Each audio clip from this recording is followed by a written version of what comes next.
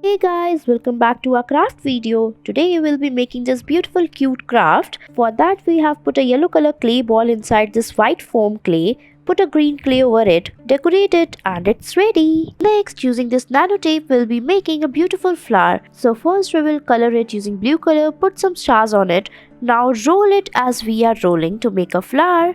After it is done, we will put it on a stick and your flowers are ready. Next, we will take a cup and put a green color clay on it. Now take pink color clay balls, put lines on it, put a yellow color clay on it, make it stems and leaves and it's ready. Next, we'll be making a rainbow hanging. First, make the rainbow using the clay. Now make the clouds. Now we will make the rain droplets and put it and it's ready. Next, we will take a paper cup and put a straw in it, and using the straw we will make its handle. So here we are making a bicycle using the paper cup and these straws, and your bicycle is ready. Next, using the plastic straws we will be making a swing.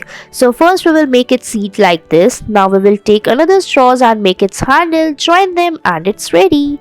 Next, we will be making these cute animals using the clays. Take the colorful clays and put the earbuds on it like this. Now make their eyes and nose and it's done.